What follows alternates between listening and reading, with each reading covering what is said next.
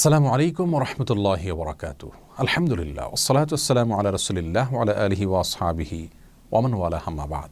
সুপ্রিয় দর্শক শ্রোতা ভাই বোন, আজ আমরা কথা বলবো কোরবানির পশুর সাথে যে সমস্ত অমানবিক আচরণ করা হয়ে থাকে সেগুলো প্রসঙ্গে।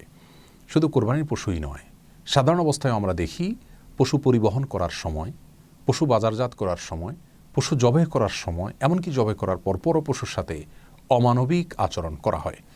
পশুর সাথে যদি মানুষরা পশুসুলভ আচরণ করে তাহলে সেক্ষেত্রে সেটিও কিন্তু গুনাহের কারণ। সহিহ মুসলিমের হাদিসে বর্ণিত হয়েছে, রাসূল করিম সাল্লাল্লাহু আলাইহি ওয়াসাল্লাম ইরশাদ করেছেন, ইন্নাল্লাহা কাতাবাল ইহসানা আলা কুল্লি শাই।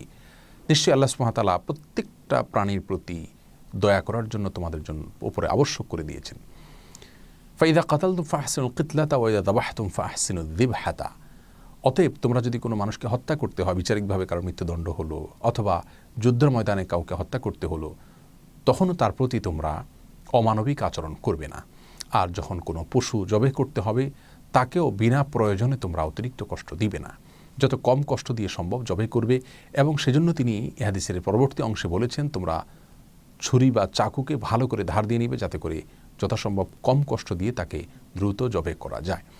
প্রিয় দর্শক, এই হাদিসের আলোকে আমরা কোরবানির সময় বা সাধারণ সময় পশু পরিবহনের ক্ষেত্রে একটি চিত্র দেখতে পাই, সেটি সম্পূর্ণরূপে অবৈধ এবং গুনাহের কাজ।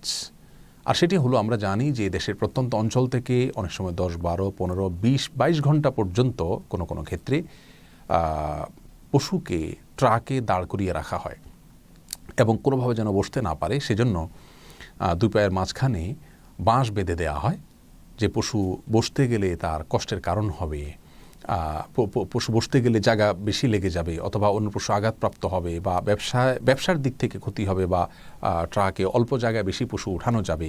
এই সমস্ত দৃষ্টিকোণ থেকে এই যে একটি অমানবিক আচরণ করা হয়, গরু স্বভাবগতভাবে একটু পরপরই বসতে বা শুইতে অভ্যস্ত, সেই পশুটিকে যদি আপনি 10-20 ঘন্টা পর্যন্ত দাঁড়িয়ে থাকতে বাধ্য করেন তাহলে সেটি কতটা কষ্টের কারণ তার সেটা বলাই বাহুল্য। আমরা যা দেখি এই সমস্ত পশুগুলোর চোখ থেকে অঝোর ধারায় পানি পড়তে থাকে।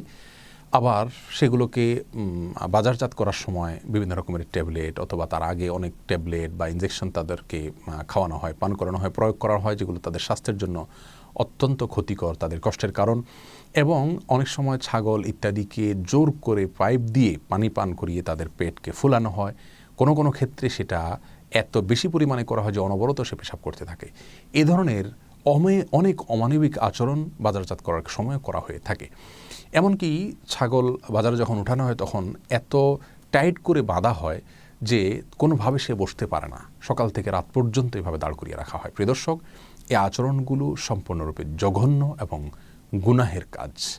সেই সাথে পশু জবাই করার সময় পর্যন্ত দেখা যায় যে অনেক সময় কসাইরা সেটাকে খোঁচাতে থাকেন বা চাকু ভালো করে আগে ধার দেওয়া হয় না, অনেক সময় পচানোর প্রয়োজন হয়, যা পশুর কষ্টের কারণ হয়। অনেক সময় জবাই করার পর পশুর চামড়া ছেলা শুরু করা হয় অথবা পায়ের খুর ইত্যাদি কাটা শুরু করা হয়, যা তার প্রাণ বের হওয়ার আগে তার শরীরে এরকম পোঁচ দেওয়া বা চাকু দিয়ে কাটাকাটি করা, এগুলা তার জন্য কষ্টের কারণ। এই সমস্ত বিষয়গুলো ইসলামের শরীয়তের দৃষ্টিকোণ থেকে খুবই জঘন্য, ভুল এবং অন্যায় কাজ। কোরবানির পশুর ক্ষেত্রে বিশেষভাবে আমাদের এই সমস্ত আচরণ থেকে দূরে থাকা উচিত। আপনি যে পশু জবাই করে আল্লাহ সুবহানাহু ওয়া তাআলার সন্তুষ্টি চাচ্ছেন, সেই পশু যদি পরিবহন থেকে নিয়ে বাজারজাত থেকে নিয়ে জবাই করার সময়, জবাই করার পরে সর্বক্ষণ তাকে যদি অযাচিতভাবে আপনি কষ্ট দেন, তাহলে কোনোভাবেই কিন্তু আপনি আপনার রবকে সন্তুষ্ট করতে পারবেন না। এই জন্য এই বিষয়গুলোর প্রতি আমাদের বিশেষভাবে সাবধান হওয়া উচিত। আল্লাহ সুবহানাহু ওয়া তাআলা আমাদের সকলকে সব ক্ষেত্রে মানবিক এবং দয়াপরবশ হওয়ার তৌফিক দান করুন। আসসালামু আলাইকুম ওয়া রাহমাতুল্লাহি ওয়া বারাকাতুহু।